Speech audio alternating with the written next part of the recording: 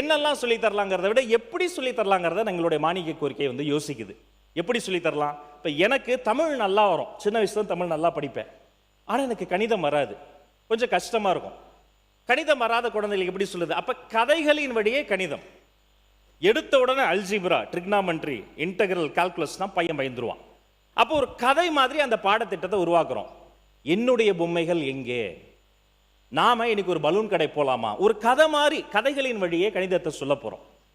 Future readiness, வருங்காலத்திற்கு தேவையான வகையில் இந்த குழந்தை எப்படி உருவாக்கணும்னா, ஆர்டிஃபிஷியல் இன்டெலிஜென்ஸ் சொல்லித்தர காலகட்டத்தை கூட தாண்டிட்டோம்.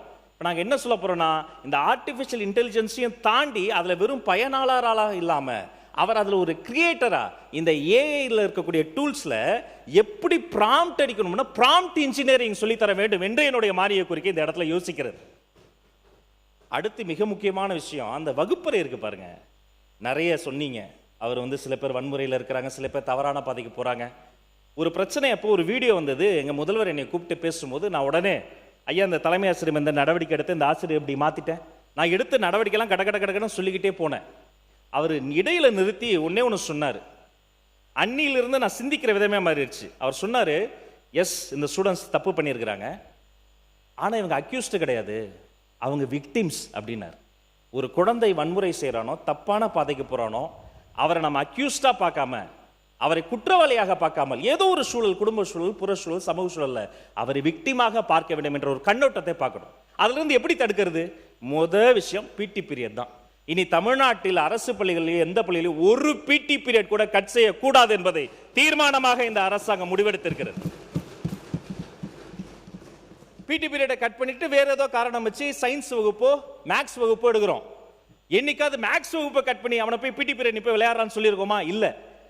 இந்த சூழலை மாற்றுவதற்காக, உடலினை உறுதி செய்வதற்காக, தினந்தோறும் அவனுடைய சிந்தனையை செதுக்குவதற்காக பல்வேறு அறிவிப்புகளை நாங்கள் வந்து உருவாக்கி இருக்கிறோம்.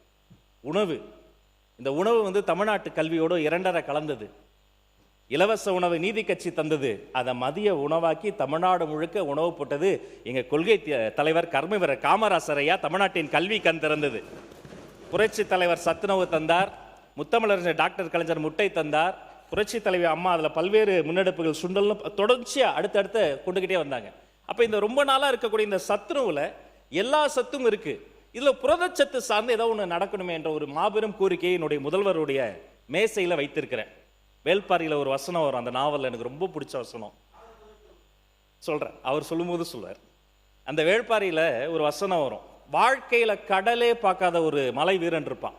அவன்கிட்ட பேசிக்கிட்டே போகும்போது கமலர் சொல்வார், மனுஷனா பிறந்த ஒருத்தனும் ஒரு வாட்டியாவது கடலை பார்த்துடணும், அது அத்தனை ஆழமானது, அத்தனை விரிவானது, அத்தனை பெரிதானதுன்னு. உடனே அந்த சின்ன பையன் சொல்லுவான், என்ன பெரிய கடல், எங்கள் பாரியின் கருணையை விடவா? அதே போல நான் சொல்றேன், எங்கள் முதல்வர் கருணையுள்ளத்தோடு அந்த கோரிக்கையும் பரிசளிப்பார் என்பதை இந்த நேரத்தில் சொல்லிக்கிறேன். மாணவர்களை பத்தி இவ்வளவு நாம யோசித்தோம்ல, மிக முக்கியமான ஆளையா தெரியுமா? ஆசிரியர்களுங்க. என் அரை முழுக்க மலை போல அவர்களினுடைய அந்த மனுக்கள் குவிந்திருக்கிறது. பல நாட்கள் நான் உறக்கம் வராமல் சிரமப்பட்டு இருக்கிறேன். பல்லாண்டு கால பிரச்சனைகள் அவங்க போராடிக்கிட்டு இருக்கிறாங்க. அப்பா அம்மா கொண்டு வந்து பிள்ளைய பள்ளிக்கூடத்தில் விடும்போது எப்படியாவது என் பிள்ளை ஜெயிச்சிடணும் அப்படிதான் சொல்லுவாங்க. எப்படியாவது என் பிள்ளைய பாஸ் ஆக்கிறீங்க டீச்சர் தான் சொல்லுவாங்க. எப்படியாவது என் பிள்ளை ஜெயிக்கணும்னு நினைச்சா அப்பா அம்மா, என்கிட்ட படிக்கிற எல்லா பிள்ளைகளும் ஜெயிக்கணும்னு நினைச்சா அவங்க தாங்க ஆசிரியர்கள், ஊருக்காக வாழ்ந்து கொண்டு இருக்கக்கூடிய உத்தமர்கள். அவங்கள நிறைய பிரச்சனைகள் இருக்கு, டெட் தேர்வு, டிஆர்வி, தற்காலிக ஆசிரியர்கள். இந்த ஒரு நோட்டு புத்தகம் முழுக்க கிட்டத்தட்ட 110 சங்கங்களை நேரடியாக பார்த்து அவர்களினுடைய ஆலோசனை நடத்தி இந்த கோரிக்கைகளை எழுதி வைத்திருக்கிறேன். இப்போ அது சார்ந்து மிக மிக முக்கியத்துவம் வாய்ந்த ஒரு தீர்மானத்தை நாளைக்கு நாங்கள் கொண்டு வர போகிறோம். ஆனால் இப்போ என்னுடைய ஆசிரியர்கள் நான் சொல்லக்கூடியது ஒன்று தான், எஸ் இது பல்லாண்டு காலமாக தீர்க்க முடியாத பிரச்சனை. அதில் பல பிரச்சனைகள் இருக்குது, நிதி பிரச்சனை இருக்குது, நிர்வாக பிரச்சனை இருக்குது, சிலதெல்லாம் சப்ஜுடிஸ் கோர்ட்டுக்கு போயிடுச்சு, சட்ட பிரச்சனைகள்லாம் இருக்குது.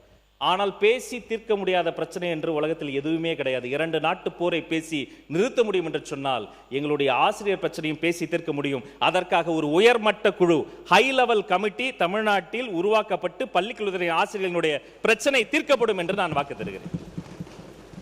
பிளே ஸ்டோர் மற்றும் ஆப் ஸ்டோரில் இருந்து பாலிமர் செயலியை QR கோடு மூலம் பதிவிறக்கம் செய்யுங்கள். செய்திகளை உடனுக்குடன் பெறுங்கள்.